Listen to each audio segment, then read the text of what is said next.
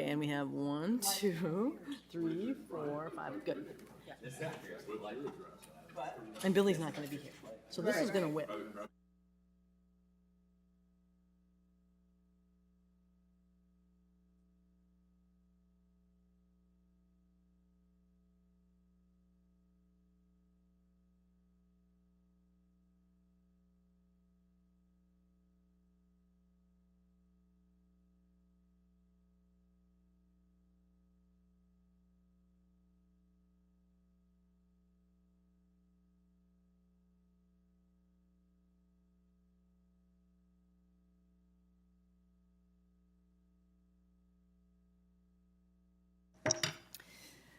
Being the time is 5 p.m., I'd like to call this regular meeting of the Minneapolis Park and Recreation Board for October 15th, 2025 to order. Secretary Ringel, will you please take the roll? Commissioner Elper. Commissioner Forney. Here. Commissioner Menz. Commissioner Olson. Here. Commissioner Rucker. Here. Commissioner Schaefer. Here. Vice President Musich. Present. President DeBenny. Here. You have a quorum. Thank you. And I'll note that Commissioner Alper will be joining us. She's running a little bit late. Commissioner Menz will not be joining us. The agenda is before us. I'll entertain a motion to approve the agenda. So moved? Second. Before we discuss the agenda, I'll just note that we have, in addition to open time, we have 2 time-certain public hearings tonight. Is there any discussion about the agenda? Seeing no lights, all those in favor, please signify by saying aye. Aye. Opposed? That motion carries. We have no minutes. And I will move to reports of appointees to outside boards, commissions, or committees. Does anyone have a report? Vice President Musich.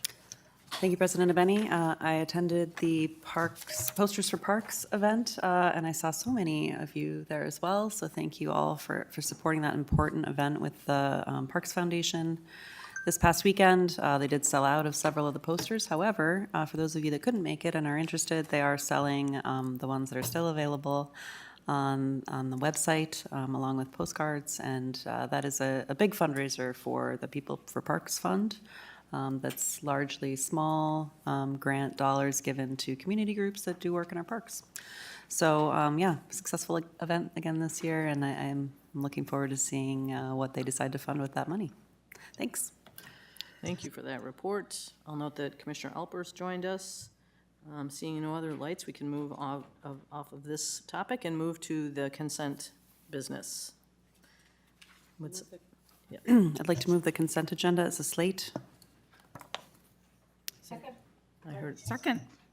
Okay, well, it's been seconded. Is there any discussion? Seeing no lights, all those in favor of the motion to approve the consent agenda as a slate, please signify by saying aye. Aye. Opposed? That motion carries. On behalf of the Planning Committee, I'd like to move Resolution 2025-205, a resolution approving installation of a public art sculpture by Kyle Forkin, hopefully I got that right, at Logan Park, and approving a license and maintenance agreement for the artwork with the Logan Park Neighborhood Association. Second. Okay, I heard a second. Is there any discussion?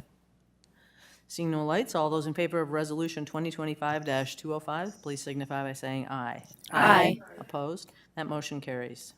I would like to move Resolution 2025-202, resolution authorizing the Minneapolis Park and Recreation Board to enter into a lease agreement with the Secretary of the Army to operate and maintain the trail located on property owned by the United States Army Corps of Engineers at Lock and Dam Number 1, immediately adjacent to Minnehaha Regional Park.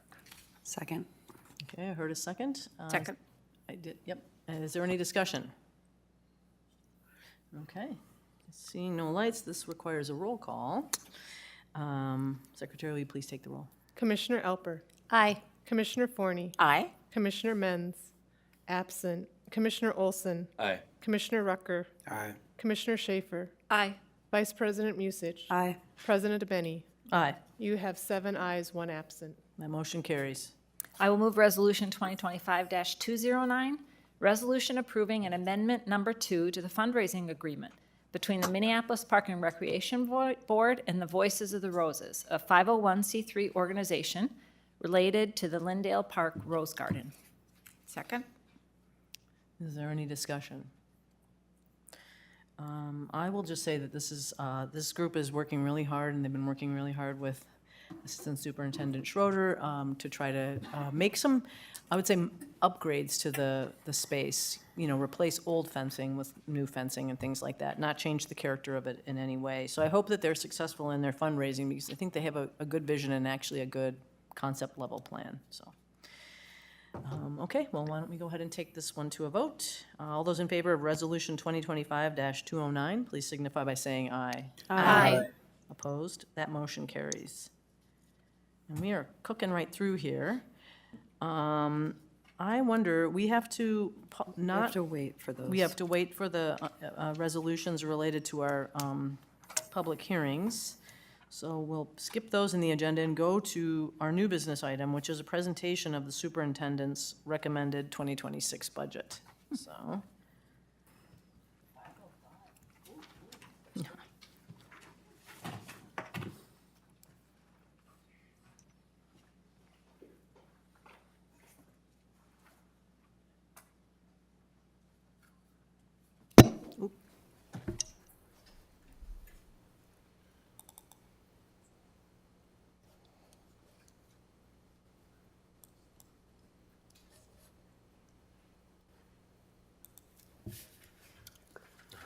Thank you.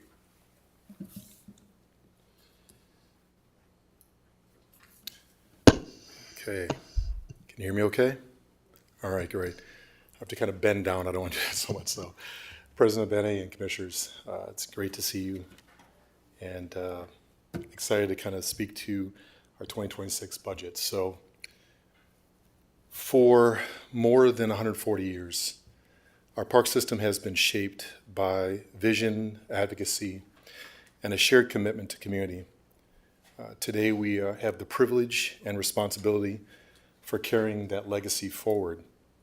As stewards of our parks, the choices we make now, where we invest, what we protect. Yes, no, one, sorry. Thank you. Thank you. Where we invest and prioritize will define the future of our parks, our environment, and our city. This year, we celebrated some major milestones. The River Hub at Graco Park opened, advancing our climate goals through clean energy generation and conservation, while engaging youth through Spark Studios and enhancing riverfront and downtown programming. Construction is nearing completion of the Upper Harbor Park, a 20-acre regional park that transforms a former industrial riverfront into a welcoming space for people and for wildlife. We also broke ground on the largest ever investment in a neighborhood park, North Commons Park. It's a bold, forward-looking project grounded in the community's rich history. Each of these transformative projects is located in a historically underserved area and made possible through strategic investments and strong partnerships. Together, they reflect the ongoing commitment to providing world-class parks that enrich the lives of our Minneapolis residents. Minneapolis parks are essential to what makes our city a great place to live, to visit, to play, and to work. With that comes a shared expectation that our parks are for everyone, are well cared for, and will endure for generations to come.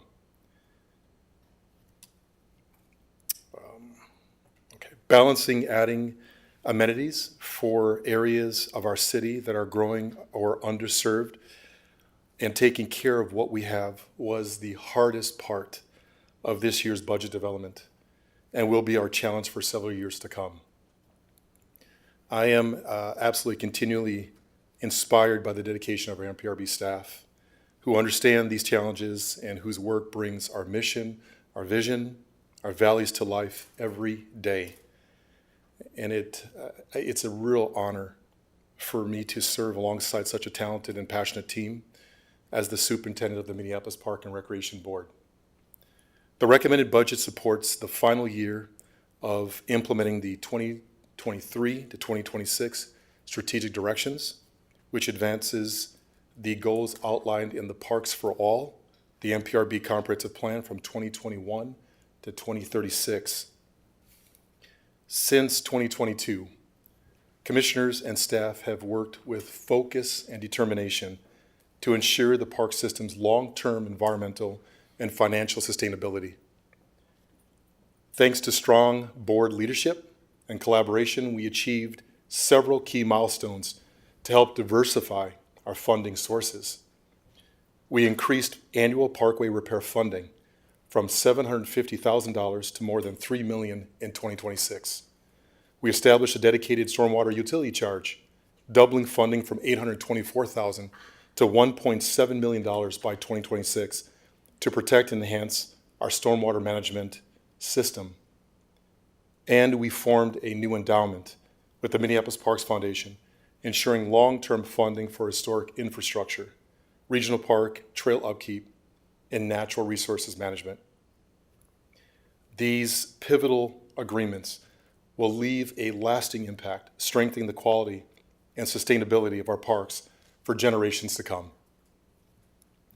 And so as I reflect on the past 4 years and the incredible journey of this board, I am truly humbled and deeply grateful to be doing this work alongside every one of you.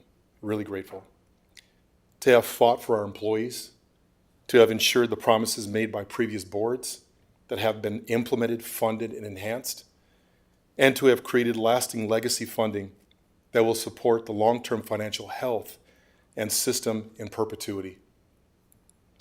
So I'm proud to present the recommended 2026 budget, which prioritizes the care for park amenities and infrastructure. It protects the natural resources under our stewardship. It expands access to quality programs for youth and senior communities, and invests in the dedicated employees who deliver these essential services every single day. And with that, I'm going to turn this over. First, I want to recognize Director Julie Weissman and also, of course, Paul Rosen, an amazing work and care it takes to get this budget to you all. So I want to make sure I recognize their amazing service and our staff who have done incredible work. So with that, I'm going to turn this over to Director Weissman, and thank you. Thank you, Superintendent. Welcome, Director Wiseman.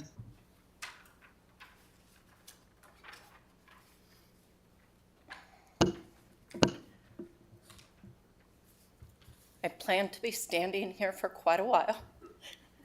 The one nice thing is that presenting all of these slides, I'm also the 2 public hearings, so I'll be able to flow right into those when that time comes as well. So we're presenting a supplemental budget within a 2-year budget cycle, our first.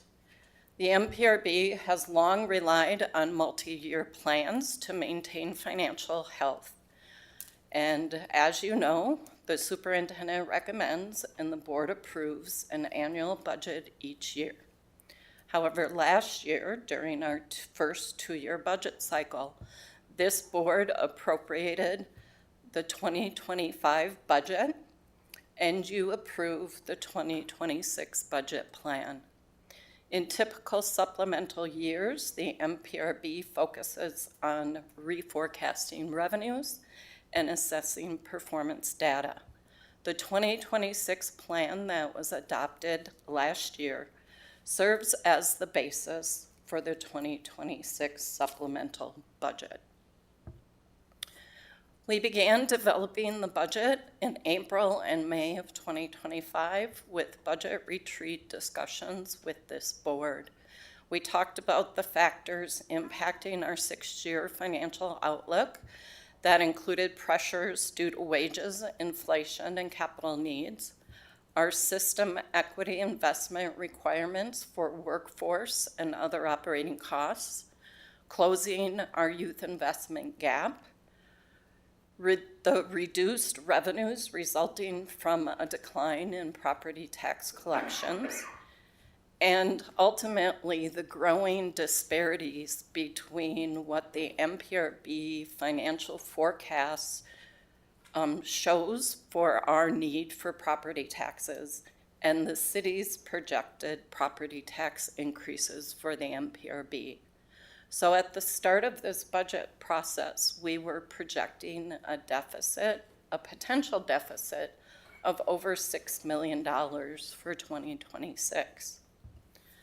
The board communicated their commitment to serving youth in Minneapolis, caring for park assets and the environment, and identifying new funding sources for the park systems and investing in employees. Because we were looking at potentially recession-level budget cuts, the superintendent engaged 2 staff work teams. The first was a revenue team, staff that are directly involved in revenue generation or completed the NRPA Revenue Development Management School.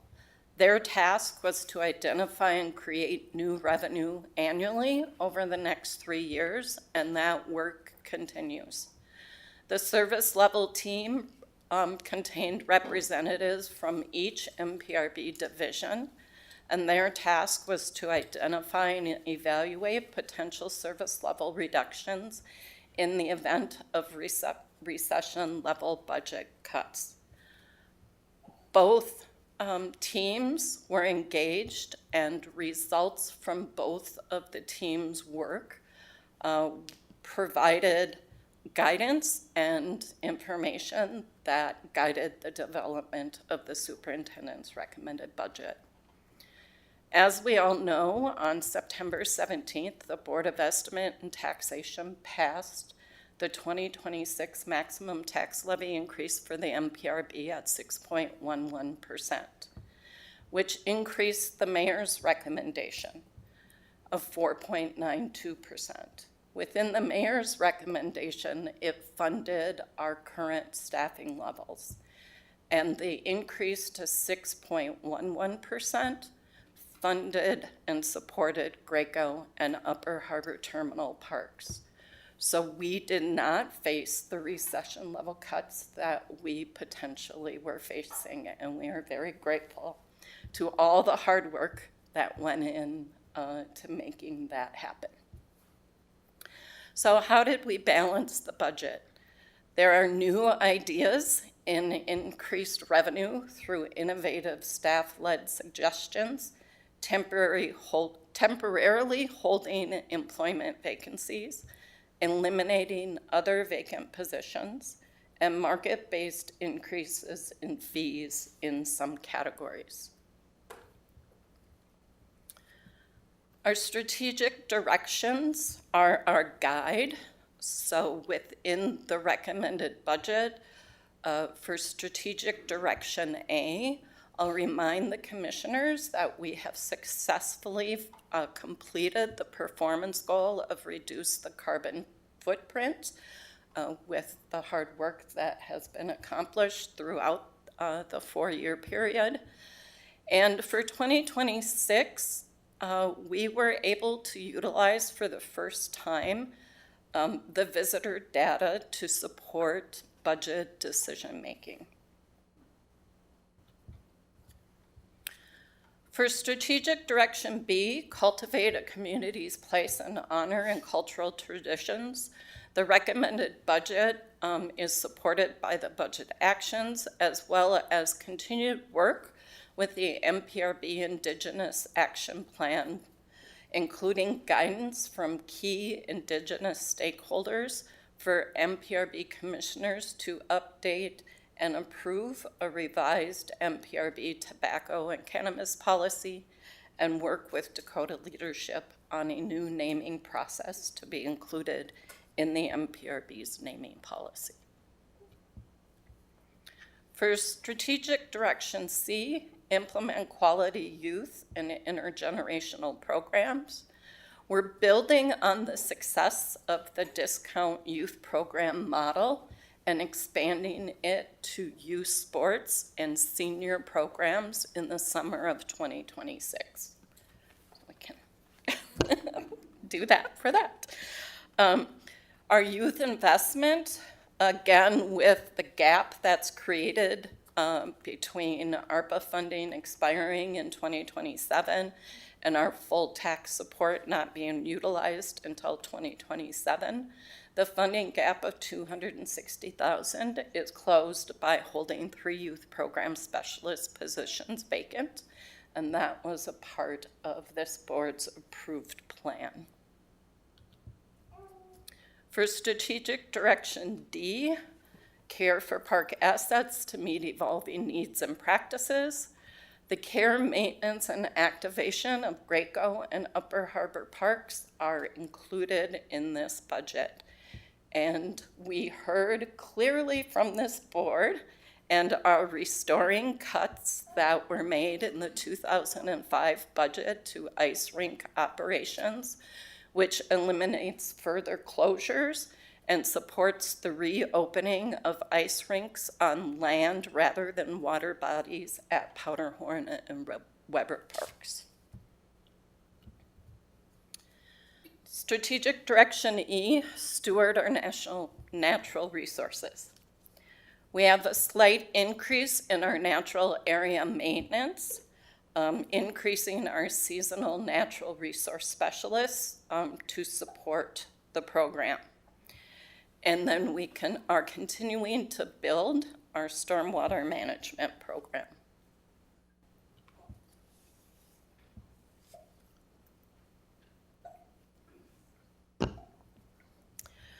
Moving into the department initiatives and changes for 2026, in our general fund, the superintendent's office, the recommended budget includes the elimination of a vacant multicultural communications representative position and utilizes a portion of that savings for necessary reclassifications of some positions within the department.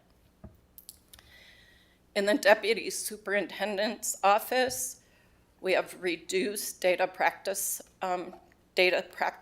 support to partially fund the addition of a position in the human resources department.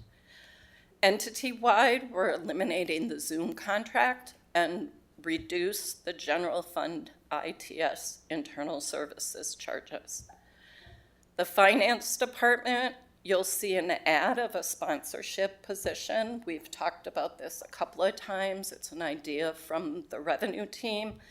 And in this budget, it is reflected at a budget neutral position, meaning we are expecting this position to at least raise the amount of money that it costs for the position in 2026, just to give us some time to get the person hired in place and working towards raising sponsorship revenue.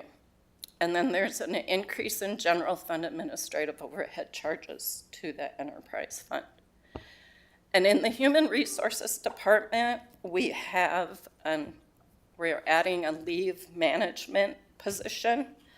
And this is going to provide administration of the Minnesota Paid Family and Medical Leave Insurance Program and administering that with all the other leaves of the organization. So having a dedicated person that our employees will be able to work with and reach out to manage their leaves. For visitor services, we have activation of Graco and Upper Harbor parks. There's a slight reduction in the frequency of outdoor movies in neighborhood parks. The hope is we would have sponsorship. The sponsorship position would raise sponsorship dollars to increase that area, as well as you'll see in a future slide that we are proposing the start of the Parks on Tap program in neighborhood parks. We're shifting general ambassador program dollars to expand bathroom attendant hours in regional parks that are not adjacent to concessions. You'll see a similar program in the enterprise fund.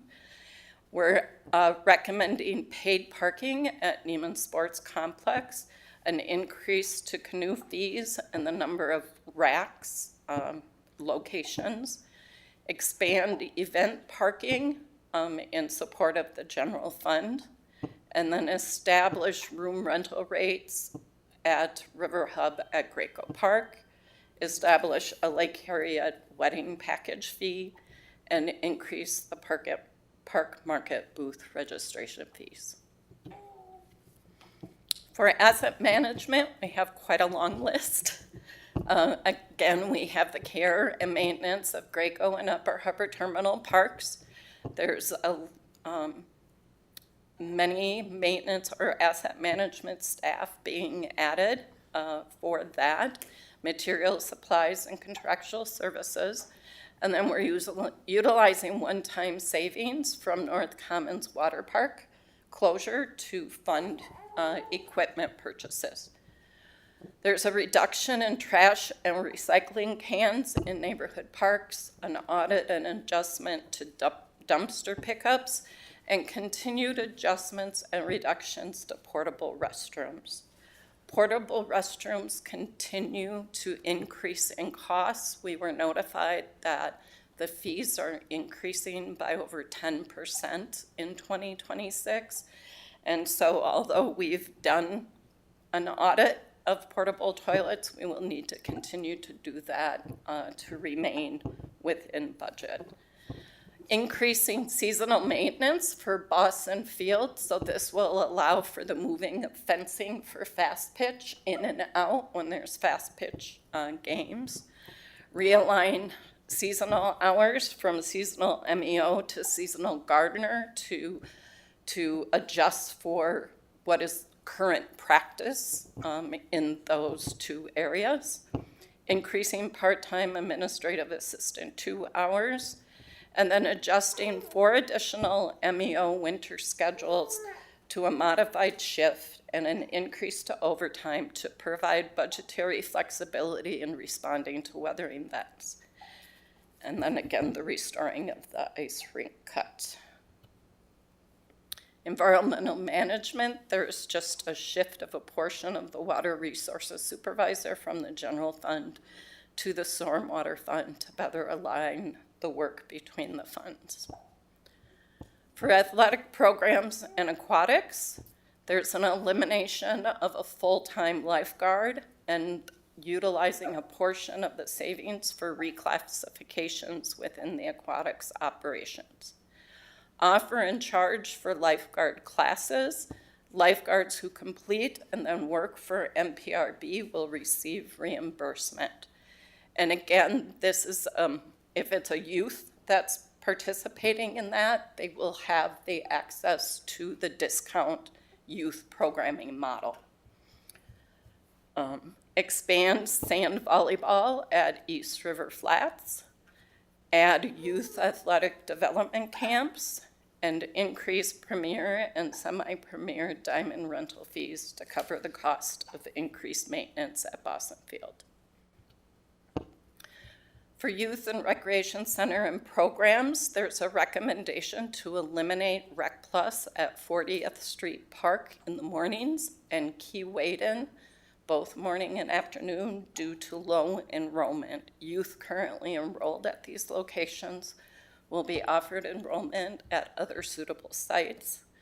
Increase Rec Plus fees based on comparative market rates, and an increase to youth program fees due to the excess of the discount youth program model, and adding the mobile beer garden concept that would travel weekly to neighborhood park locations.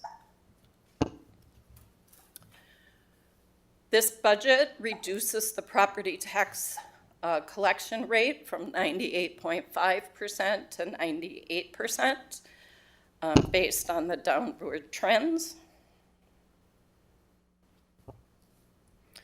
And the citywide, and again, the citywide discount model being expanded to youth sports and senior programming.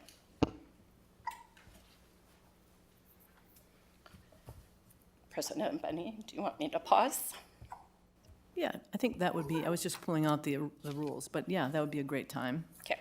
So we'll pause that and we'll move to our time certain 5:30 open time. And I'll start by reading the open time rules. I will call on people from the speaker list only. I should also say thanks to those who have come to speak during tonight's open time. I will call on people from the speaker list only. Names are added to the speaker list by calling in before 3 p.m. on the day of the meeting or by adding it in person at the board meeting before 5:30 p.m.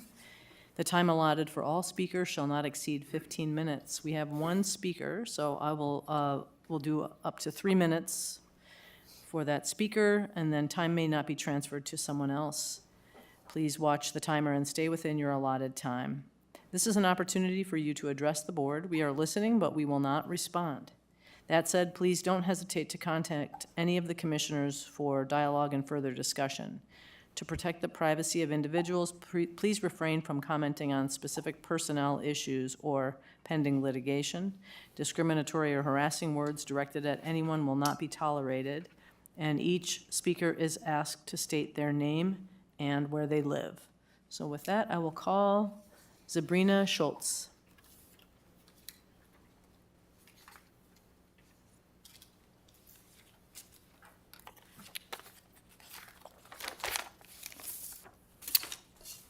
Hi, my name is, can you guys hear me okay? Yep. All right. My name is Sabrina Schultz, and my address is 5813 Knox Avenue North, Brooklyn Center, Minnesota. I've been working with the Minneapolis Parks and Rec since 2017. I'm a ceramics instructor. I teach 7 classes, hand building seniors, kids, and adults, including doing social events, and I handle the firing for the kiln at Fuller Park. I'm here to bring up the concern about the park system implementation of transitioning current employees to contract-based operations instead of being a park board member. On September 17th, I and the other instructors at Fuller were notified that we were to become independent contractors for the Minneapolis Park Board effective October 1st. This email stated that all instructors in the parks would have to transition to be independent contractors. This is the yoga, the gymnastics, the lifeguarding, sewing, ceramics, chai tea, etc.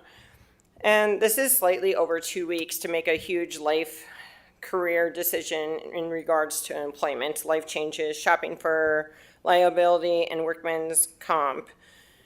And it's really expensive to have that insurance for even gymnastics or lifeguarding. And if I was a lifeguard, which I was for 10 years, I would never get liability insurance for that. Would be ridiculous. In addition, we would not be able to have our sick leave or be able to go into para for our retirement. Many of these instructors wouldn't be able to afford the extra insurance or cost. This is including other parks. I've talked to other instructors, including the chance of being liable for things that we cannot control, such as placement of cords or electrical equipment, electrical outlets, flooring are just some examples. Most of these instructors that are working for the Minneapolis Park Board are either young, elderly, or who would not be able to afford this additional cost as a contractor. And many of these people would not be willing to do the reimbursements, tracking mileage, and additional cost and taxes. Since this is the case, many of these constructors will stop having our programs such as ceramics and gymnastics, and that's a huge detriment to our program. If they cancel, it will hurt the community and lose the outlet for students and adults to have a creative outlet and help their mental health, de-stress, and help the community. And it's pretty sad that we would lose this community for these programs for the #1 park system in the United States, the city of Minneapolis. Thank you very Thank you much. for your time. Thank you. Thank you for coming. That concludes open time, and we'll go back to the presentation from Director Wiseman.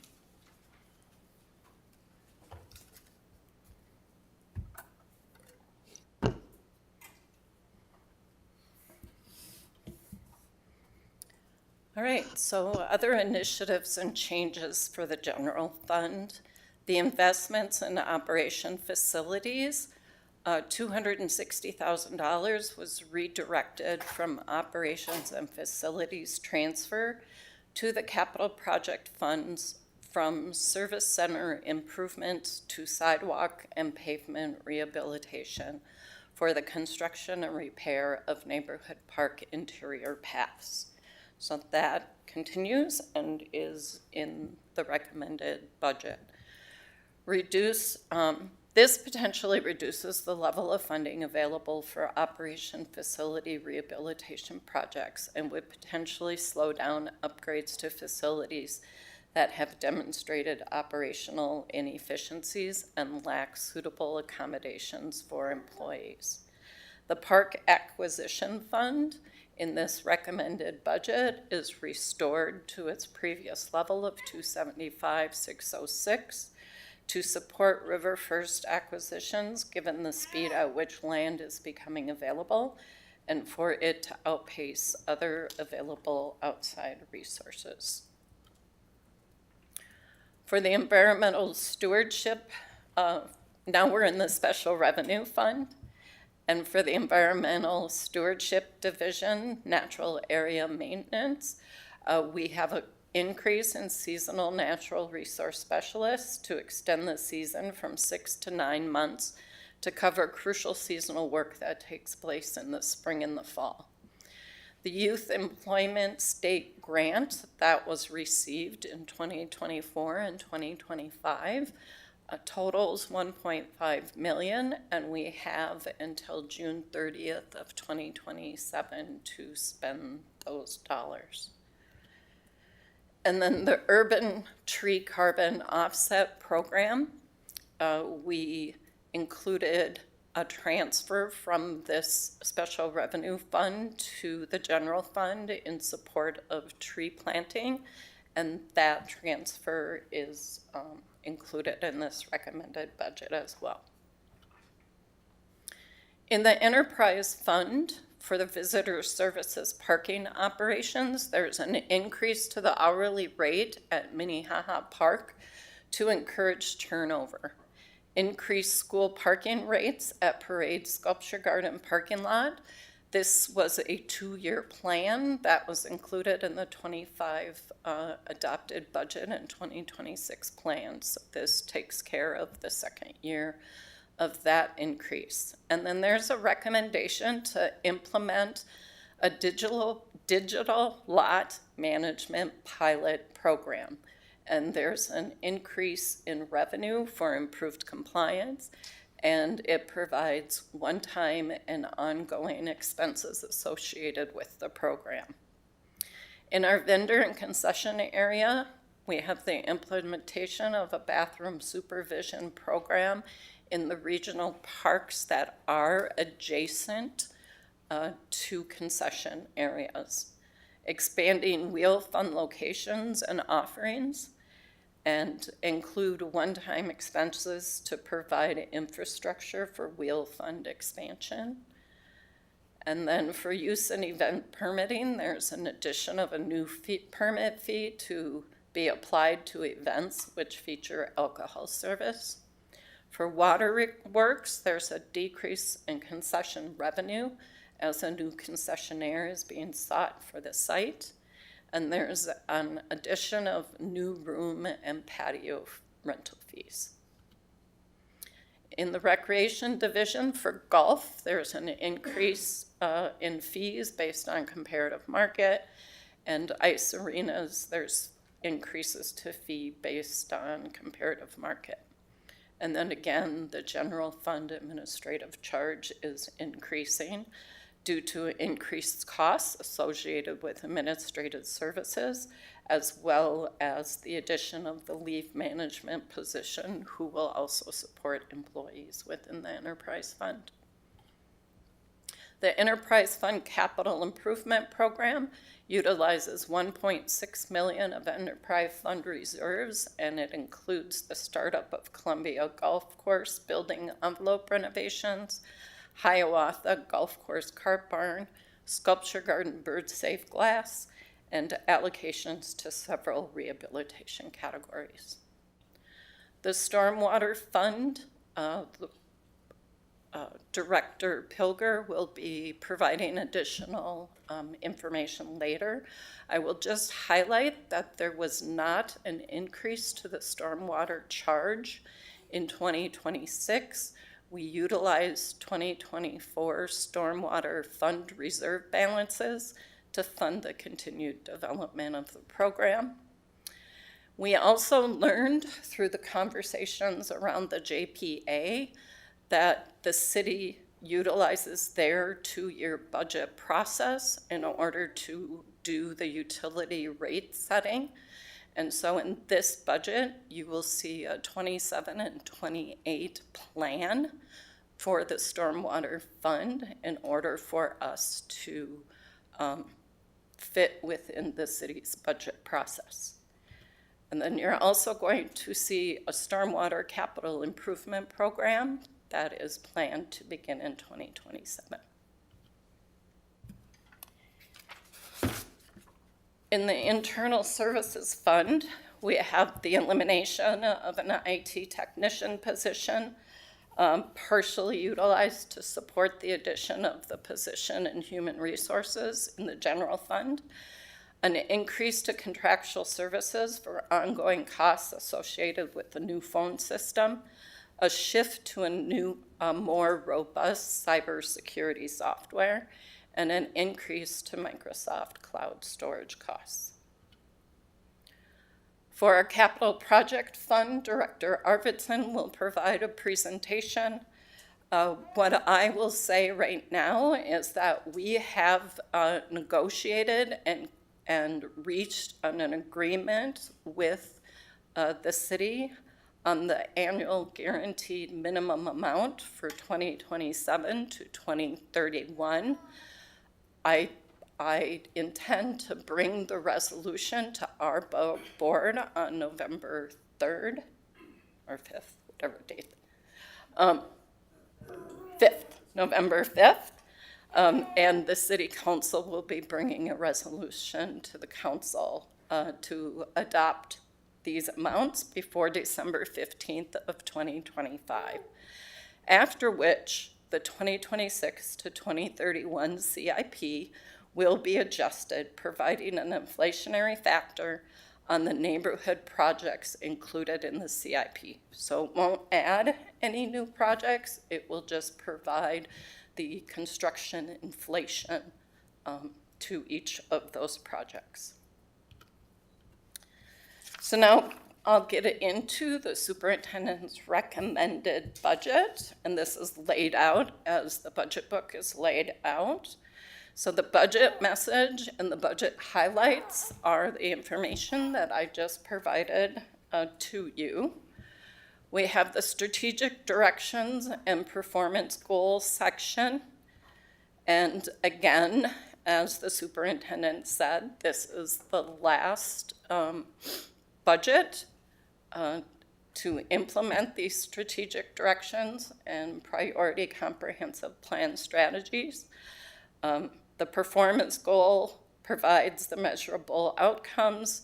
It's the goals by which the superintendent, executive team, and organization will be measured.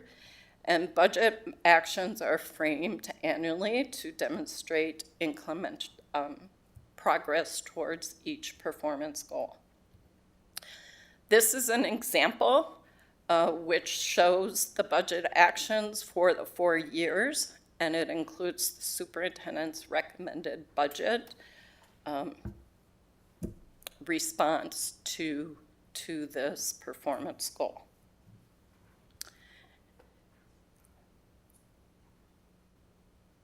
In your budget adjustment documents, you will be provided with, we have 2 performance goals that there are recommended language changes. The first one is level of service standards, and you'll see that change here. And then for the steward, our natural resources, water quality, our proposed revised goal better reflects the implementation of the utility charge and the establishment of the stormwater fund. This is an example of the budget action. It identifies the priority comprehensive strategy, the strategic direction and performance goal, as well as the racial equity action plan item if it's applicable.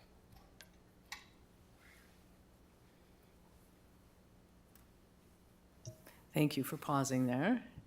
It's 5:45, so we have another time certain item. And so I will open the public hearing for the tree assessment public hearing.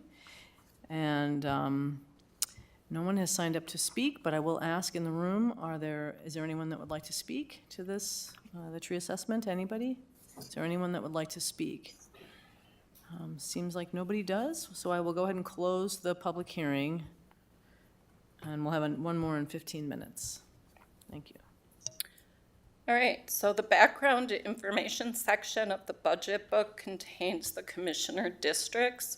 This is the chart that we've included in the budget book this year.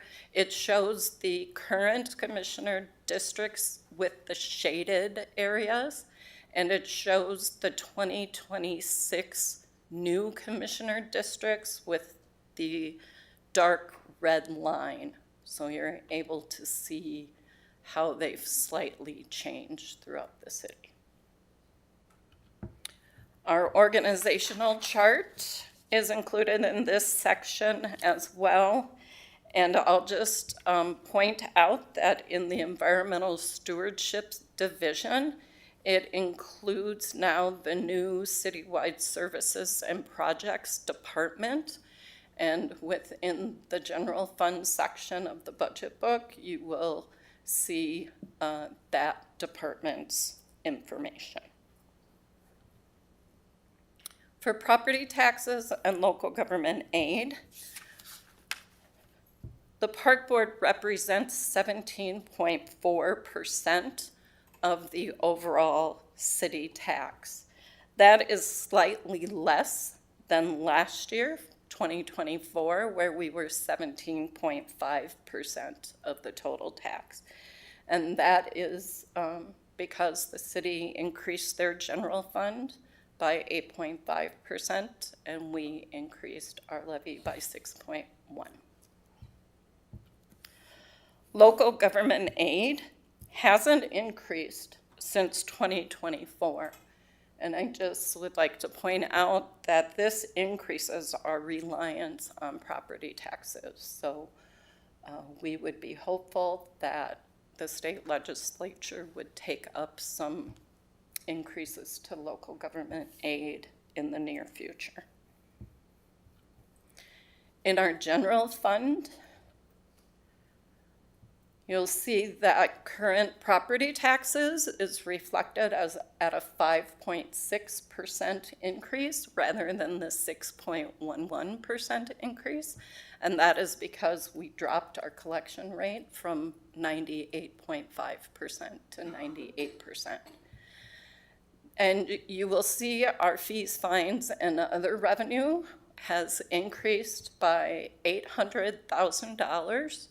So the charge of the revenue team was to raise $1 million in additional revenue. They almost made that goal. And so it's really nice to see the $800,000 increase there. It represents a 7.4% increase. However, because local government aid hasn't increased, our reliance on property taxes is still over 81%.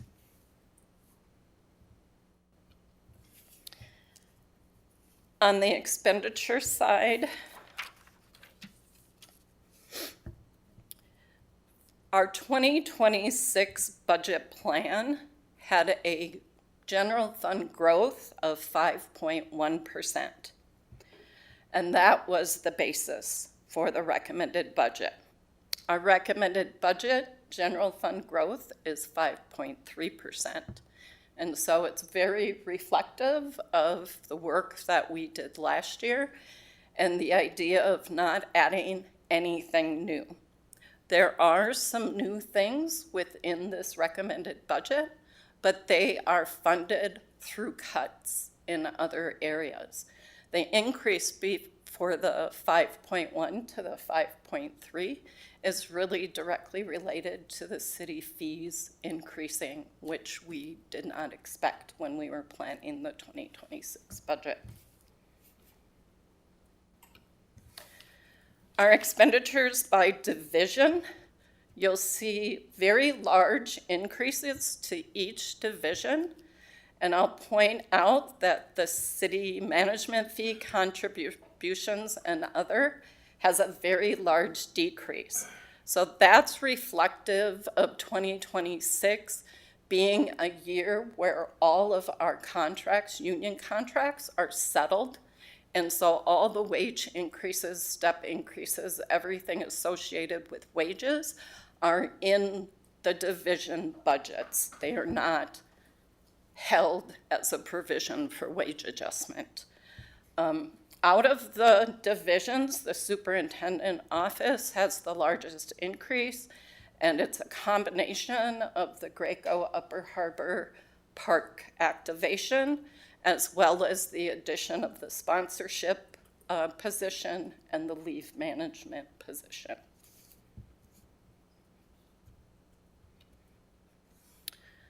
Our 6-year financial projections, I'll spend just a little bit of time here and would like to draw your attention to the very top of this chart, the property tax levy increase. Last year, we had planned for a 6.19% increase in 2027 and a 4.75% increase in 2028. Why these have gone down slightly is if you look at fees, fines, and other revenues, we are now projecting some slight increases to those in those 2 years, knowing that the revenue team is going to continue their work in hopes of reducing our reliance on property taxes. Within these 6-year projections, we have our system equity investment, workforce, and other operating costs. So for 2027, you'll see the largest amount here is for North Commons Park. And what I'll also say is that New Nicollet is not yet included in the system equity investment projections. It will be added once we understand the scope and the year of its impact. Our special revenue fund shows the $82,000 increase to natural area management. Our enterprise fund, we are only reflecting a 2.9% increase in total revenue, and that's largely being driven by the commissions and rents and a reduction in revenue associated with the loss of the concessionaire at Waterworks.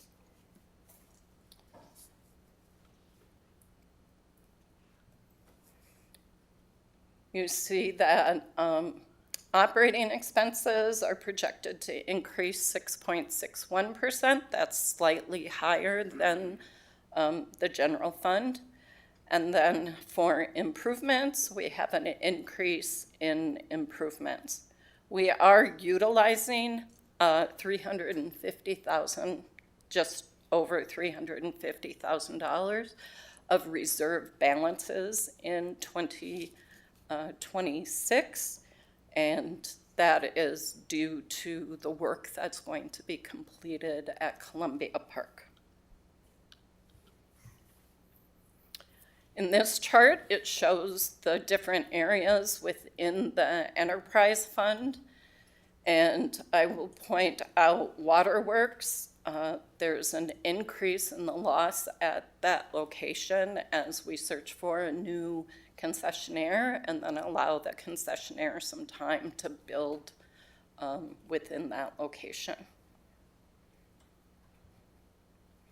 This is the capital improvement program for the enterprise fund. The revised column is because we added the bird-safe glass at the sculpture garden in 2026. And in order to fit that within the CIP, we reduced some of the rehabilitation categories. I'm now going to turn this over to Director Pilger, who will talk about the stormwater. Thank you. Welcome, Director Pilger. Thank you, Julie, and good evening, Commissioners. As Julie stated, I'm here to present the Superintendent's recommended operational and capital improvement budgets for 2026 and beyond for the Stormwater Enterprise Fund. So I presented information to this board regarding the expansion of the MPRB Stormwater Program and the creation of a potential capital improvement program and capital improvement program categories for the stormwater program during one of the 2 May budget retreat sessions. So some of this information will be a little bit familiar for folks. And as a quick refresher from those presentations, I shared how the Park Board is expanding its stormwater program from a long-time focus on lake monitoring and stormwater monitoring and public education to include all of the elements that are shown on the screen here in the Venn diagram. And we've really come to realize as we've developed our program and done some gaps analysis and done some other work that we, in order to really have a complete program and to improve our compliance with our federal NPDES permit, of which we are a co-permittee with the city, and to steward the water resources for which we're responsible, we need to expand our stormwater management program to include all these elements. And this is a significant increase in our responsibilities, and it will take increased staffing and other resources for the organization. At the May budget retreat, I also presented the water resources and stormwater staffing model shown on the screen that will help execute this program expansion. And as I mentioned at that presentation, this program will be operated and is being operated out of the Environmental Management Department, and will expand the work that's being conducted in our current Water Resources Work Unit, which is shown on the left side of the screen here. On the right side of the screen, the new positions that were presented in May are shown in orange, and then there is a conversion of an existing position shown in yellow. The recommended budgets that I'm about to present will include the build-out of the staffing model and as well as some increases in operational and professional services. So here are the recommended operating and capital improvement budgets for the stormwater program for the next 3 years. And I know Julie mentioned it in her presentation, but we have been working through budget request processes with the city of Minneapolis as part of our joint powers agreement work we're doing, or JPA work, for the stormwater program. And we have been informed by the city that they'll only consider budget change requests every other year, starting with the 2027 to 2028 budget cycle. So this is due to their biennial budget system. So we're putting ourselves in place to be able to make those requests by bringing this information to this board this fall as part of our budget process. So you're seeing not only the 2026 recommended budget on the screen, but you're also seeing the plans for 2027 and 2028. And I want to point out, Julie pointed it out earlier also, but I know getting a lot of numbers presented to you tonight, that in 2025, the stormwater operating budget is the $1,356,278 shown on your screen. And the city did not allow us to raise our stormwater utility fee allocation for 2026. So as Julie mentioned earlier, we're going to use some of our reserve funding from the stormwater fund to increase the budget up to the $1,719,117 shown on your screen. And that will help us to continue to implement and expand our stormwater management program. We're also recommending the implementation of a capital improvement program starting in 2027. And on your screen here, you see that the superintendent's budget recommends starting that program at a $400,000 annual funding level in 2027. And I'll provide some more details on that program in a later slide. So the recommended budgets from that last slide encompass the FTEs shown here in the stormwater FTE summary.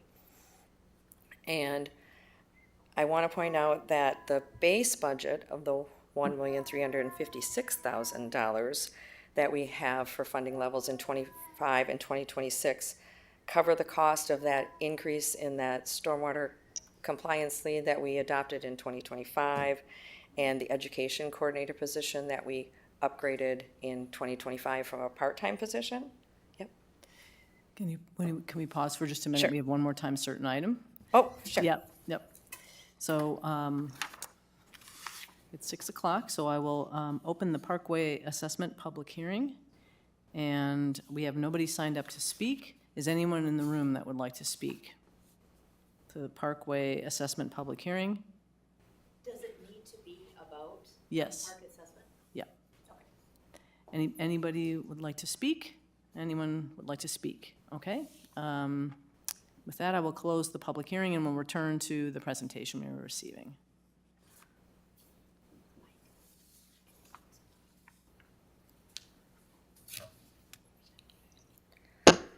Okay, so wanting to point out that the base budgets of 2025 and 2026 have the FTEs already covered for our increase in the water resources supervisor that Julie highlighted, and the partial FTE increase, and we already have a compliance lead funded out of that, and we have a conversion of a environmental education position from a part-time staff position to a full-time year-round certified position.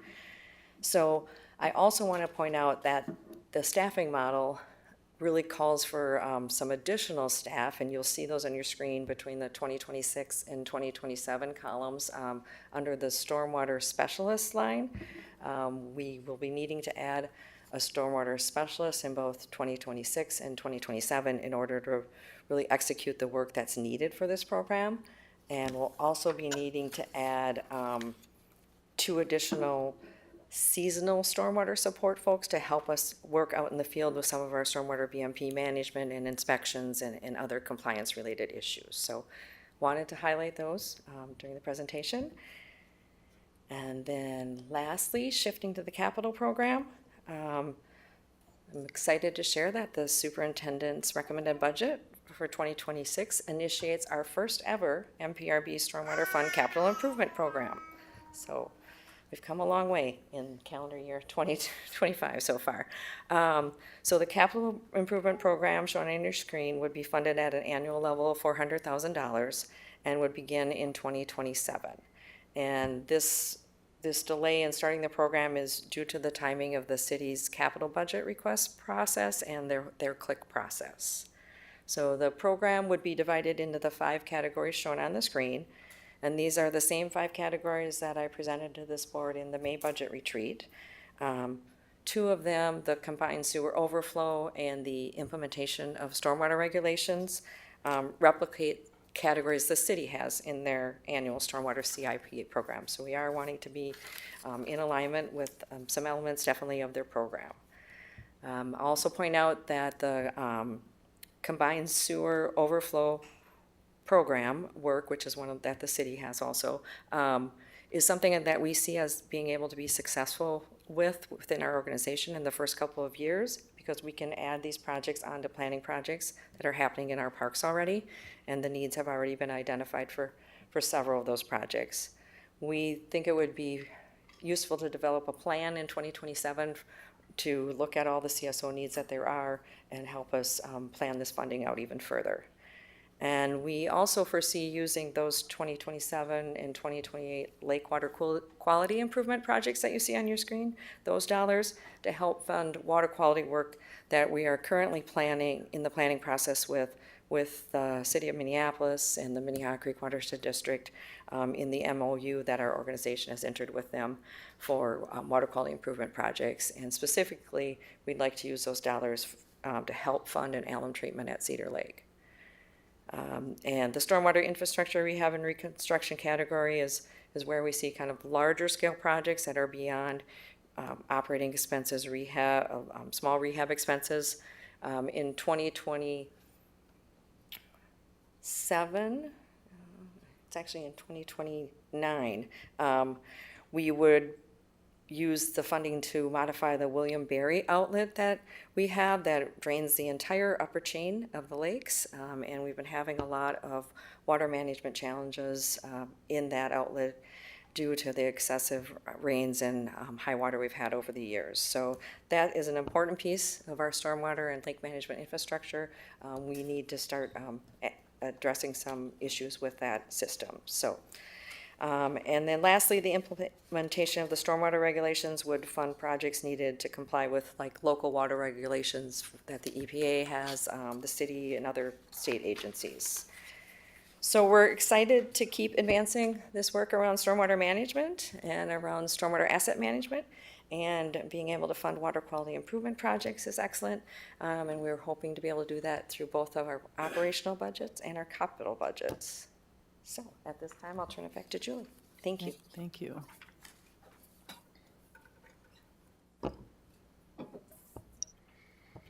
All right, moving right along, we'll go into the internal services funds. And you'll see that for information technology services, we are utilizing a small amount of the reserve balances there. And self-insurance fund and equipment fund is balanced. Now for our personnel summary. I did talk to the superintendent when I did this chart. We had planned for 642 positions for 2026, and even though we have done some ins and outs, our recommended budget is 642 full-time positions. And again, that's largely due to Graco and Upper Harbor Parks coming online. I will now turn it over to Director Arvidsson to walk you through the capital improvement program.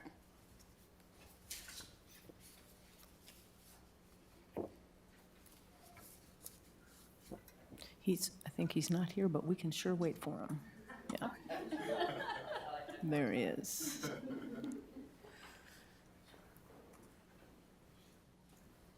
That's like when Gina Davis won the Oscar and was in the bathroom. Who remembers? Okay.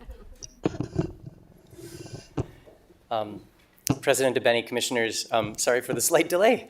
I'm happy to present to you the capital improvement program for the next 6-year window. Just a quick summary of what I'll talk about this evening. As usual, there will be an overview of the funding amounts. I want to talk about a couple of key changes in the CIP this year that are a little bit more mind-bending than item 3, which is some of the minor changes that you'll see, and then also, as always, give an update on park dedication funding. So as before, as is typically the case, you've all been through this a few times already, the capital program uses updated 2025 neighborhood and regional park equity rankings, which are attached to the documentation that you will or have already received. The capital program does continue the recommended process that we've used since the beginning of NPP 20, which means that it honors neighborhood and regional allocations in last year's CIP, regardless of the new rankings. So once a park comes into the CIP, we don't kick it out if the rankings drop. We may, however, use those new rankings to determine which projects are delayed within the CIP if delays are necessary. I'm happy to report that there's actually no project delays reported in this CIP. It's a very stable CIP, one of the most stable I think I've been involved in since I've been here. We do use those 2025 equity rankings also to bring projects into the outmost year of 2031. You'll recall last year, because of the significant additional investment in North Commons, there weren't any new projects in the out year. This year there are. We've got 9 new neighborhood parks that will be invested in the 2031 year. So that's a significant number, and it allows us to advance toward trying to get through every park before NPP 20 expires. To date, 83 of 153 neighborhood parks do appear in the CIP. And all of the regional parks have already appeared more than one time, and they're kind of coming around on a 4 to 5 year cycle. So each regional park is typically seeing investment again on that window. The capital program overview numbers here, Director Weissman mentioned the numbers in the big red box, which are sort of our placeholder for the previous NPP 20 levels, which will increase.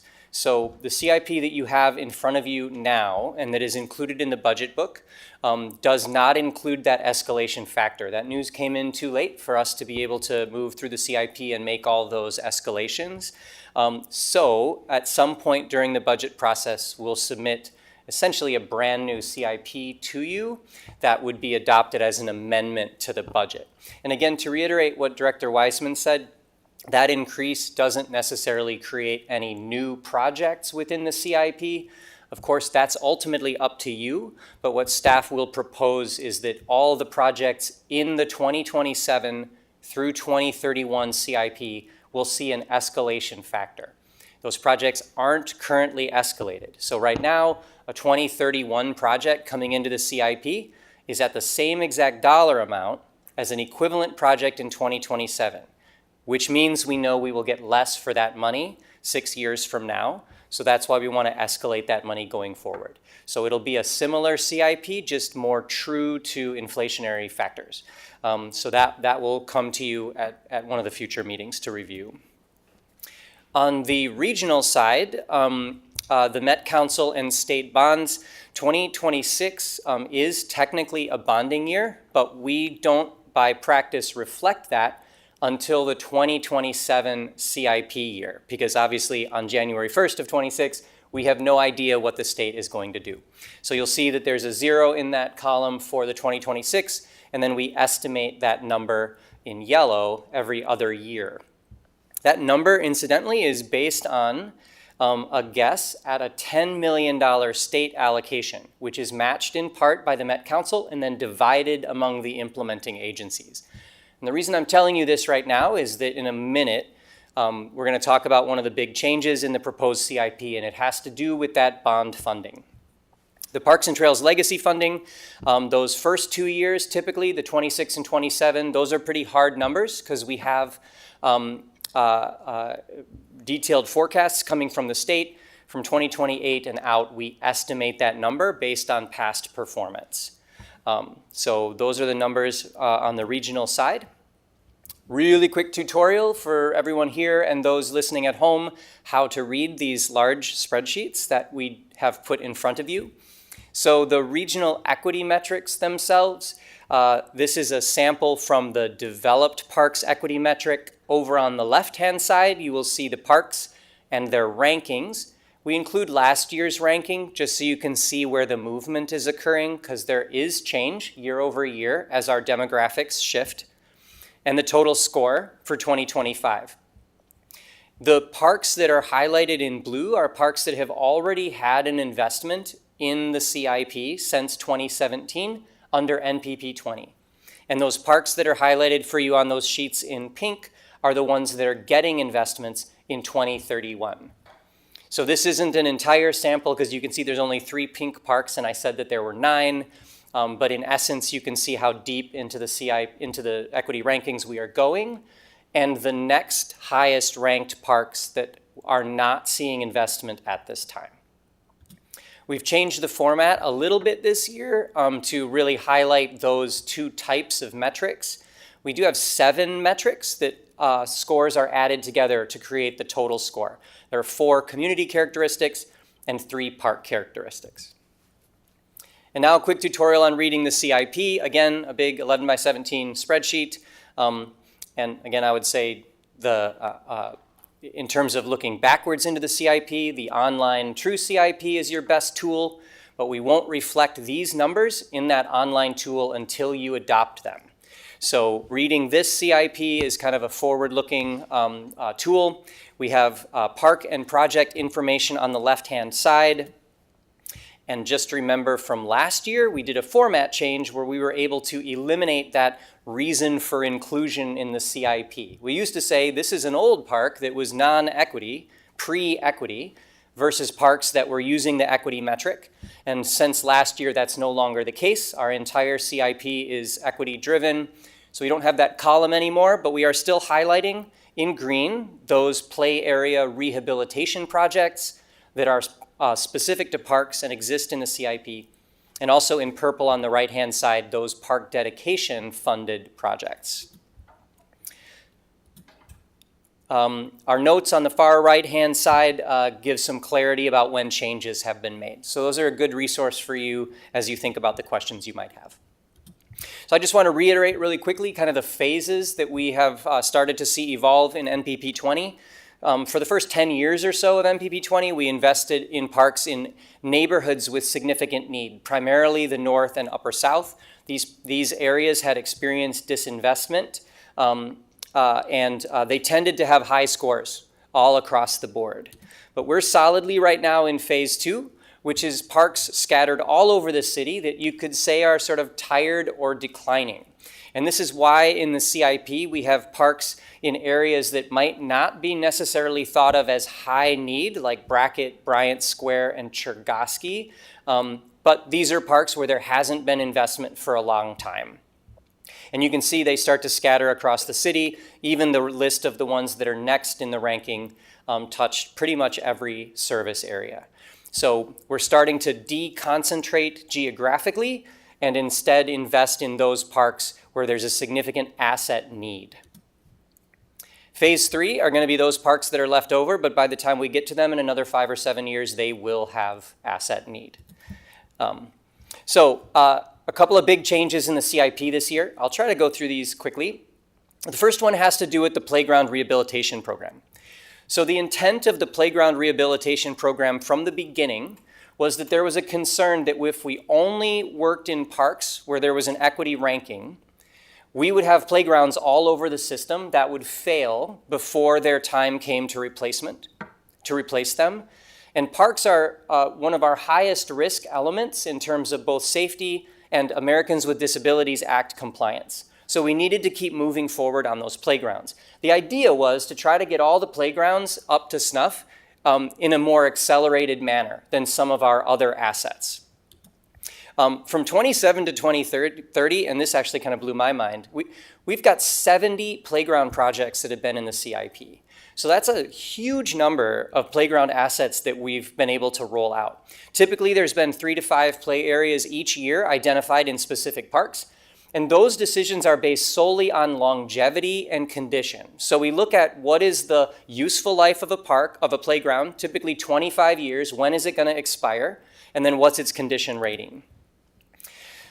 The conundrum is that in some cases, parks have seen plan implementation funds, so the equity funds, align with those playground rehabilitation projects, and we do them at the same time. But sometimes those plan implementation funds have come early, like in 2025, and then a playground pops in 2029.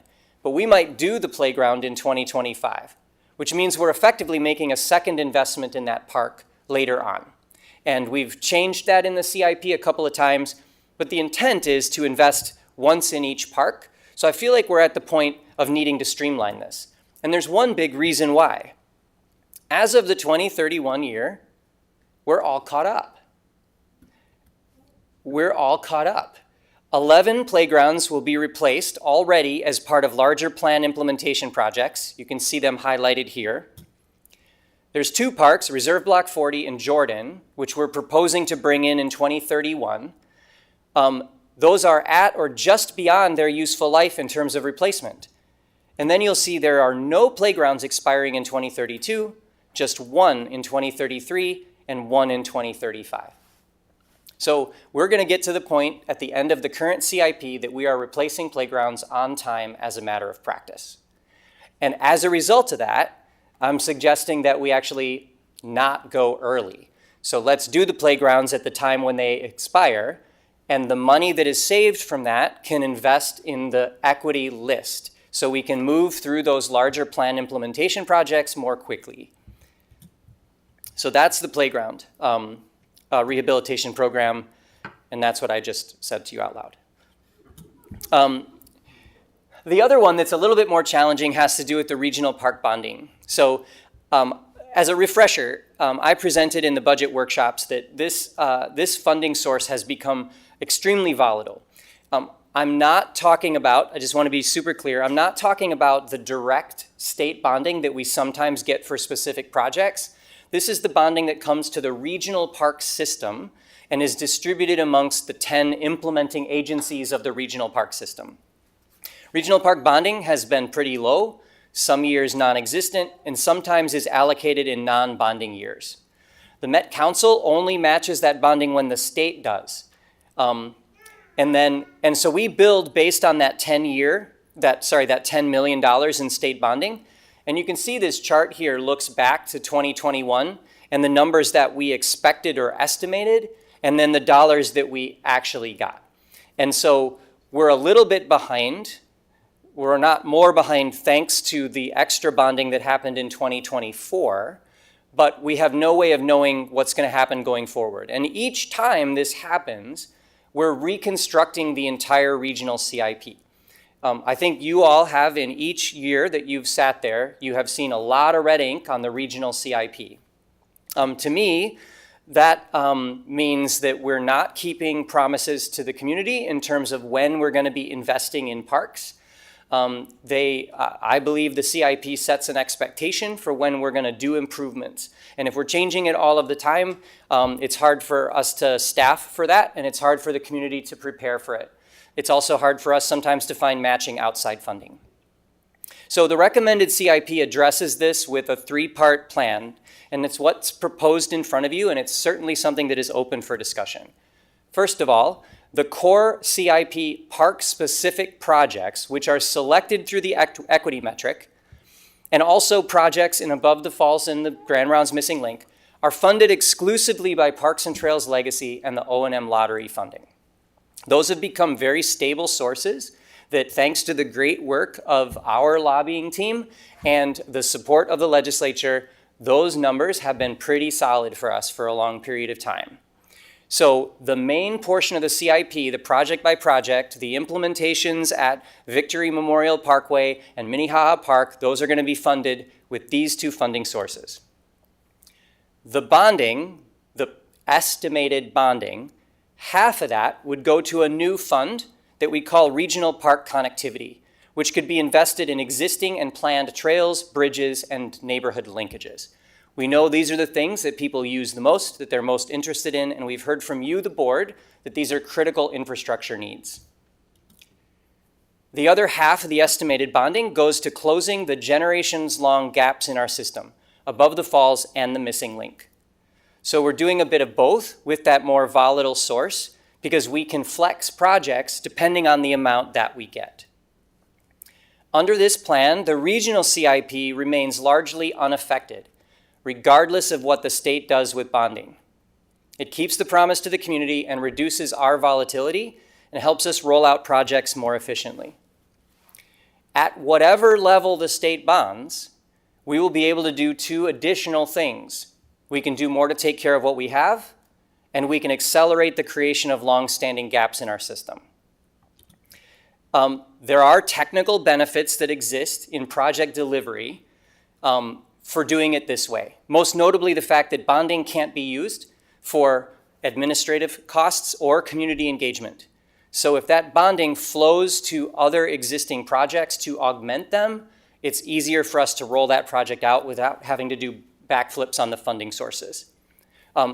However, that's sort of a secondary reality. And I do want to acknowledge that as we were presenting this out, we did have conversations with the lobbying team, and I think there's some fair concerns about how we message this to our legislators and to the other implementing agencies. And so we need to rethink that messaging, and we need to talk about how that rolls out. The Data Insights team and the Planning Division are committed to working with the legislative team to make sure that we've got the mapping, the messaging, the things that we need so that we can try to advance this idea going forward. So that is a summary of the regional parks changes. I expect that'll be an important piece of discussion in the CIP. Thank goodness there aren't a whole lot of other delays that you've got to deal with. And so now I want to move on to a couple of other kind of small items just to highlight in the CIP. A recent resolution, funding was moved from Logan Park to complete the Lupient Water Park renovations. That funding has been replaced in 2027. We were able to do that without actually delaying any projects, even as that money cascaded through the CIP, but it does come back into Logan Park as was promised by Director Swenson. 2 long-range regional park and trails plans are becoming necessary. We have one very old regional park and trail plan, which is Minnehaha Park, and we have one set of small linking trails that have never had long-range plans. We're starting to hear from Met Council that we've got to get that buttoned up, otherwise there could be some funding questions. So we've pulled some funding into those 2 specific long-range planning projects within the CIP, one of them in 2026 and one in 2027. And then lastly, we are allocating some park dedication funds to 2 potential new park areas that are currently under consideration. Not the new Nicollet site, which was raised earlier today. I think we're still working on an overall funding model for that property that may not be totally reliant on tax dollars that we'll present to you at a later time. Staffs are still working on that. But the Break Room Skate Park downtown and the Wedge Point parks in the southwest area are community-driven projects that have been going on for a long time, and we're proposing to invest in them at this time. Last slide, park dedication. In 26 and 27, we're making $2.23 million worth of allocations in 25 different parks, most of which augments existing projects. And then to date, just a status report, 70 of the 87 neighborhood areas in the city have received allocations. So 80% of all neighborhoods have actually gotten some money rolled out into those communities for park projects. To almost 30 million of the roughly 40 million that has come in has been allocated or spent. So last year when I reported this to you, we were at a 69% number, and we're up to 73%. So we're actually staying ahead of the money that's coming in terms of our allocations and project delivery.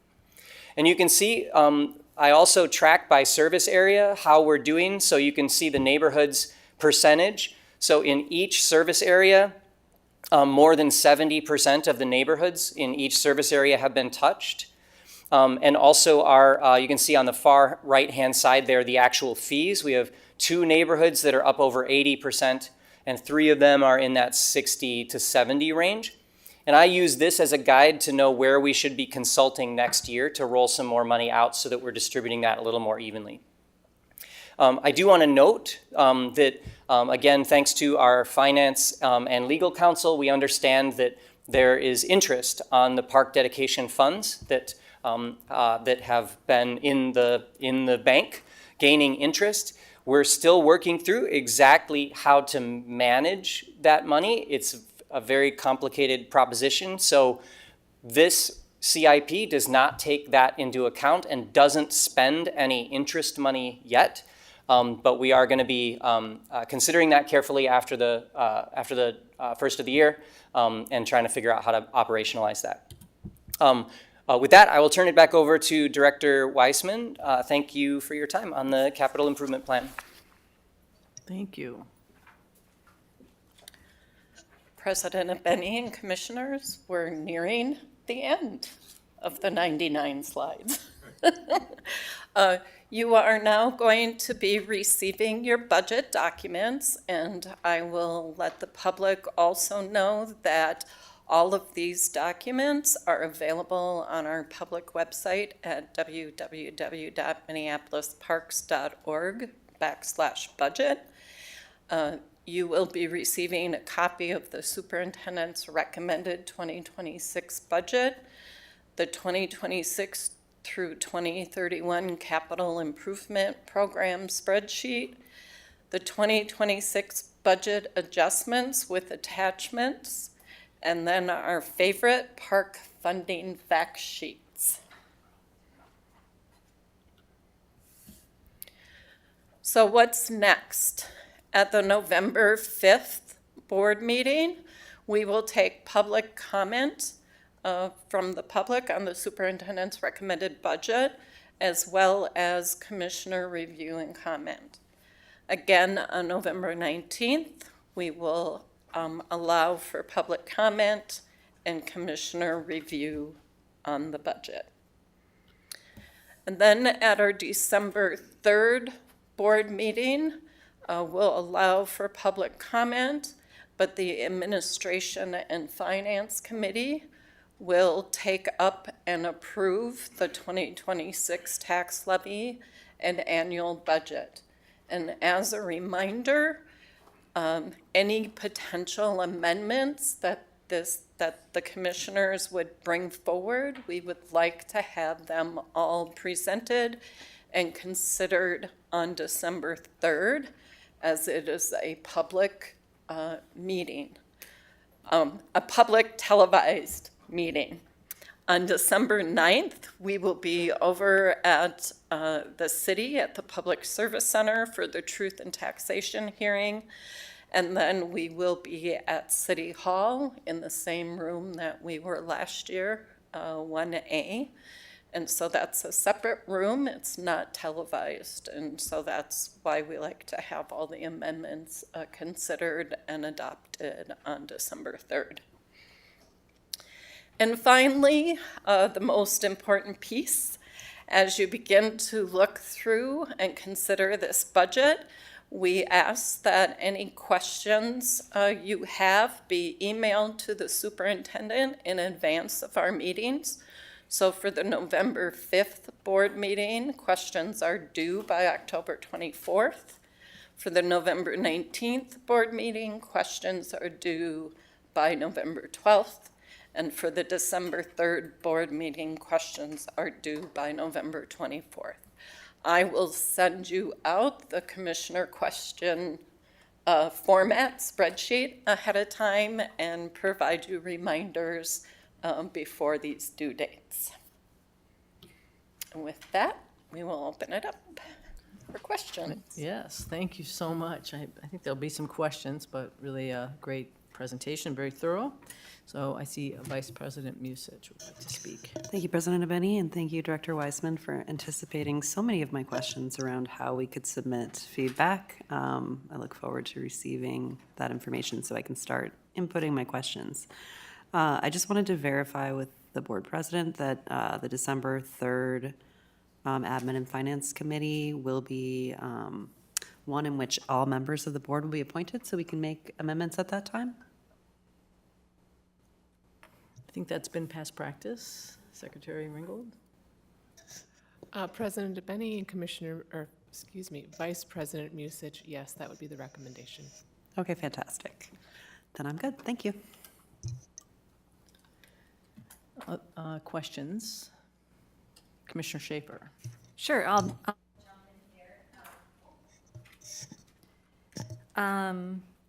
I'd like to hear a little bit more about the impact from the loss of Awamni. I mean, it noticed that you had this $441,000 loss. What is the trade-out that we're doing for that in particular? Are we cutting programming downtown? What is the impact of that loss? President Abeni and Commissioner Schaefer, Awamni is a restaurant within one of our micro enterprises. Right. So when we think about it as a micro enterprise, we're hopeful that we'd be able to have enough revenue to cover the expenses there. We hadn't actually reached that yet, even with Awamni there in its level of revenue. And our team in visitor services, as well as working with Assistant Superintendent Schroeder, especially as we think of the changes to the mezzanine level, the double O work that we're doing there, we're rethinking the overall pro forma. And we'll be coming back to the board at some point to say whether or not we think that this is actually going to be sustainable as a microenterprise. Currently, it is sitting in a space where the enterprise fund itself provides the balance in the event that we're not able to cover the revenue. But at a $400,000 loss, that's likely not sustainable in the enterprise fund either. And so at some point, there will have to be a decision of whether or not we've got the ability to generate the revenue necessary, whether it needs to go to the general fund, and then what that would look like in terms of overall service delivery. Okay, thank you. My second question was kind of, I'd like to hear kind of I'd like to understand better our long-range plan for increasing our park police. It mentioned we were up to 642 total positions. I'm kind of wondering, when did we add, if we could just get a quick review of that area and what the long-term plan is for that. Around that. And then a related question, does our system equity investment ever address the expanding parks and need for expanding services with the park police?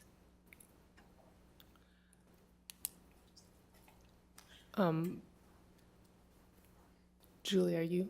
Okay. President Abeni and Commissioner Schaefer, we have added park police through the system equity investment. That's as far as I'd like to comment this evening.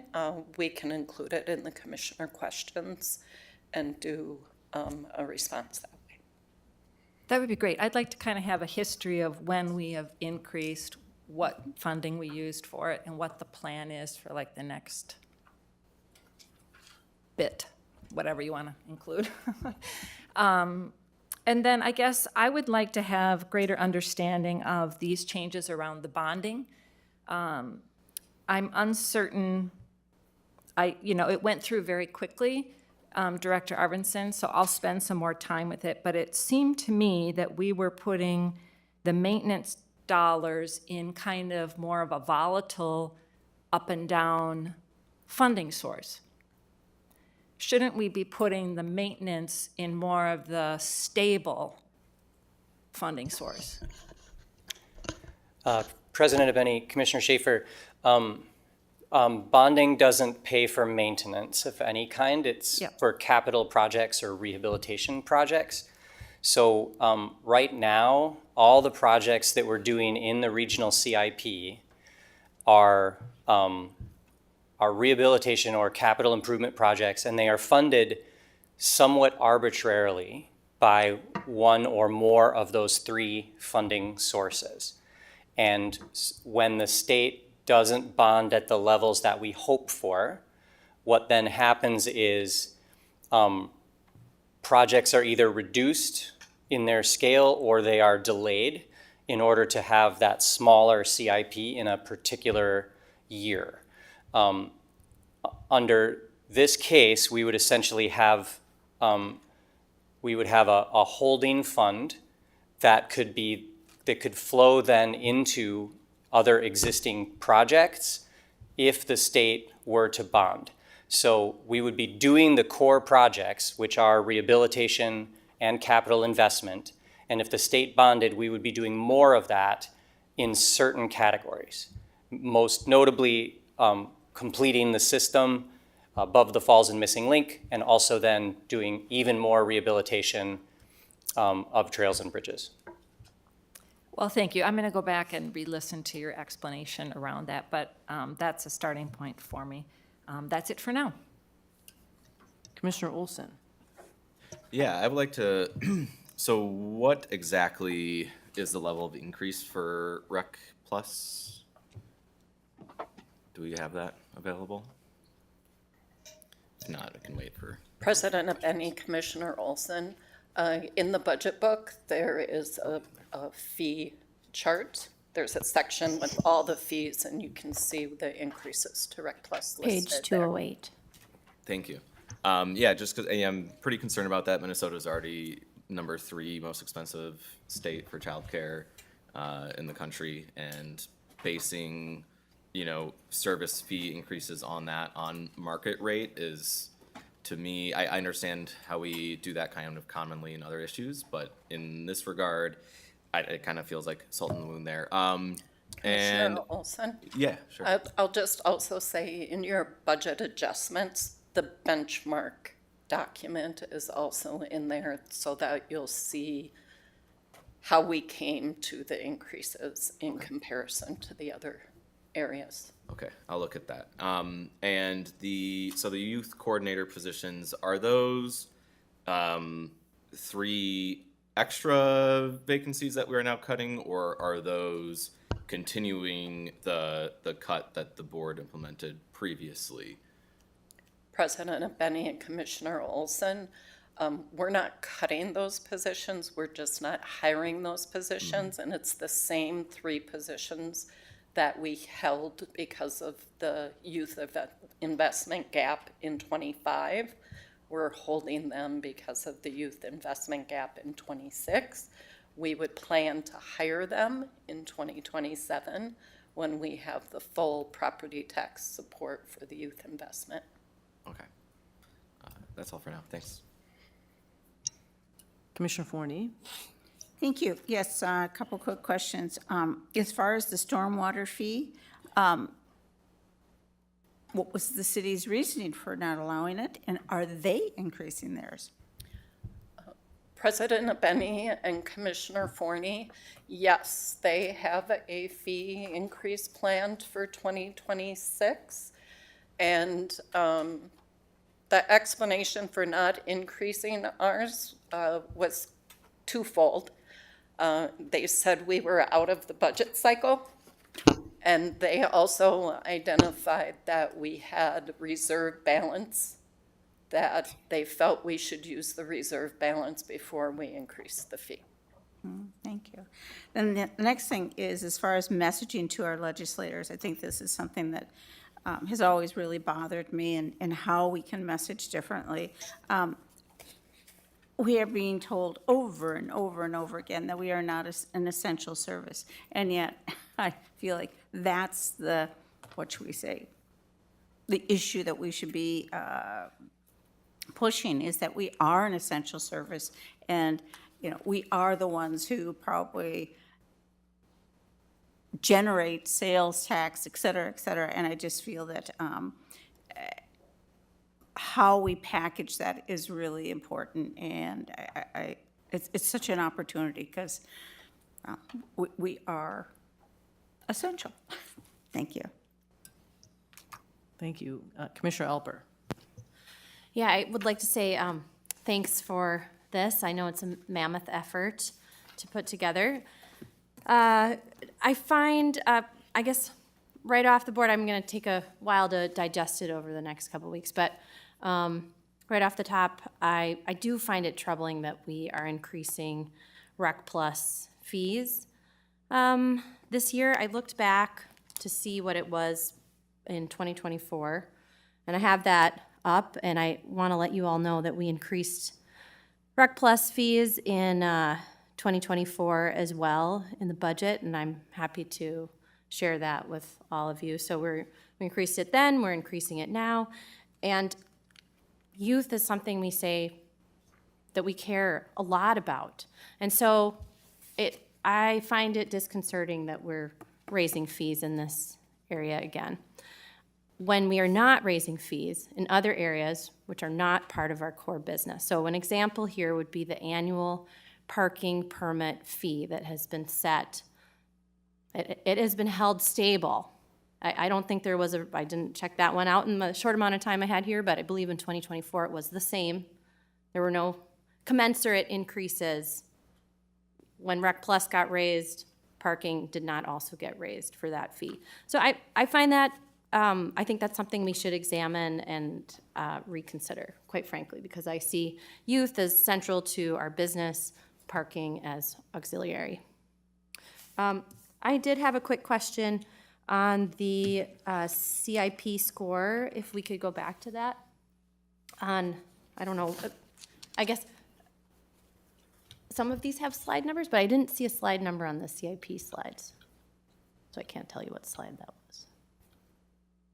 But yeah, so here's a good example on the scores. So on Central Gym Park, it went down in the ranking or up? Is one up or is one is up?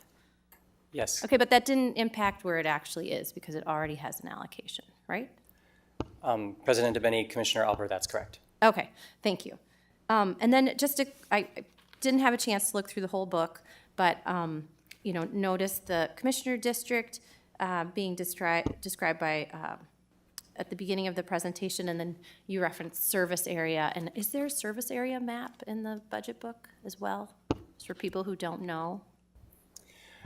President DeBenny, Commissioner Alper, no, there's not. Okay, so I guess, I guess I was thinking in my head, do I even know the difference between the south and the southwest service area? And after 3.5 years, and I'm not totally sure that I do. Is it split north-south or east-west? President Benny and Commissioner Alper, there's actually slightly different service areas depending on which division it is. So recreation service areas are slightly different than forestry service areas.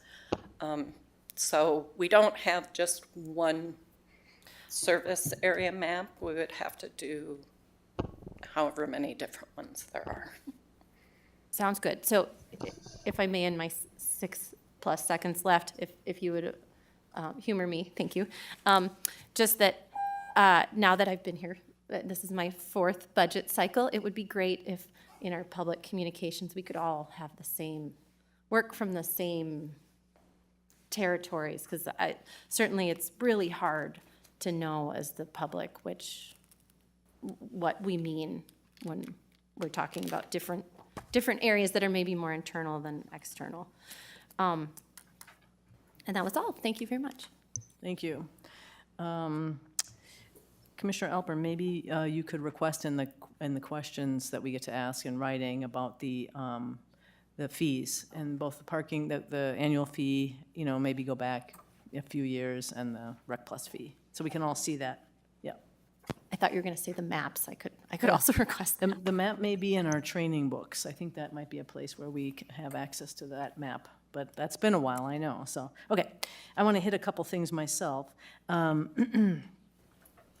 Thank you so much for all this work. I can't even imagine. And the budget continues to surprise me because it's so many, it's very detailed, and I mean, it's to the, 2 decimal places when it comes to FTEs and how you're allocating dollars. And I can only imagine how difficult it is to deliver this system and be able to write the checks at the end of the month as you go. So thank you so much. One thing is the dollar amount that shows for future years as we approach the city. And, I know that we've had some discussions about how we're going to approach the city toward the end of this year about maintaining a more reasonable dollar amount for 27 and out years, so we don't start out fighting from a low position that we never set to begin with. So the other thing is, on the stormwater fee, I would say that it is a little, I appreciated your questions, Commissioner Forney, and I think it's great but I just think that having our need for a fee increase potentially just sort of at the whims of the city still feels not the best. But that said, the plan for growing the program and the area is very thoughtful, and you can accomplish what you're doing. And I'm just really excited to see those capital dollars start to pop up there as well. Because that means the city of Minneapolis, through those rates, through the park board, will be investing in water quality, direct improvements, which is not just part of other capital projects at the park board. So thank you so much. I think as we'll see about that, and maybe we'll have comments about that, but some of the ways in which maybe we're going to be cutting some things related to trash cans and portable toilets. I think every time we try to cut those little quality of life things, so we might want to be thinking about communications around those things if we do it. I think a couple more things, if I have a minute. There was that, I don't know if I should ask lobbyist Rice, but there was that new trail money that was granted by the legislature, and maybe it wouldn't show up yet because we haven't applied for it, but is that something that should be part of the, at least going forward, CIP with regard to trail maintenance? How would that fit into all of this? Remember what I'm talking about, Council Rice? Yeah, I do. That was thank you, Madam President. I have been talking to the staff about it as part of the Lessard Sam's Yeah, that's right. Outdoor Heritage Council. They have started a new program. I know Pamela Gokemeyer is aware of it, and I know there was some update on it. They're basically carving out pretty significant amount of money. I think it's like $10 million plus a year that could only go for existing programs and maintenance, and it sounded like it was something that we should really get in line for. But to my knowledge, no money has yet been granted. But I would say as part of the legislative program, I would expect, knowing the players involved in it, particularly Representative Heintzman from the Brainerd Lakes area, is likely going to probably come up with a legislative appropriation by May of next year in this area, and we should be ready to try to seek that. And that could be a very new and important source for maintenance of kind of existing, particularly trails. The language is pretty much designed for that. So, but to the answer to the question, there is no money in it. There's money that is potentially there, but we're gonna have to go after it. So it's not part of the CIP now. Here comes Director Arvidsson. Okay, and would it be on our legislative agenda, so? Yeah, President Abeni, and thank you, Lobbyist Rice, for the reminder on that money. Yeah, from our understanding, we haven't seen like a notice of funding availability yet, so we would have to apply for that first. Whether it shows up in the CIP would depend on the nature of the project, because if it were general maintenance dollars, it would not. But if it were rehabilitation projects, it would, but probably not on the annual basis. And this is why we have the true CIP, we would come to you with a separate action to approve that money coming in, and then we would update our online tools so that that is accounted for after the fact and outside of the annual process, because the timing isn't going to be ideal. But I think we're getting poised to apply for this money as soon as there's a funding availability notice, and we'll put a lot of effort into that. Thank you, and I think Ms. Gokemeyer has something to add. Hi.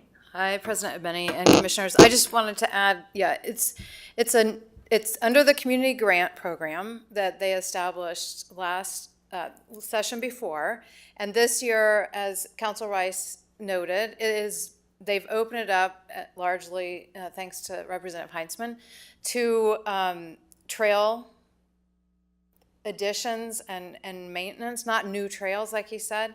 It's going to be administered through the DNR, and the DNR is going to set up a advisory council. But first, they're going to submit a report to the legislature by, I think it's December 15th of this year, and then they'll establish the advisory council, and then they'll put out the notice of funding opportunity. My guess is they're not going to be large grants, even though there's a big pot of money, because it's still going to compete with the community nonprofit grants as well. So I'm guessing it's going to be, I don't know, $1 million or something. I mean, I don't know that it'll be a lot more than that for each grant. That I don't know yet, but that's just my guess. So we're still a little ways away, but it is a great new funding source opportunity for us. Thank you very much. I think that's all my questions right now. I see Commissioner Forney.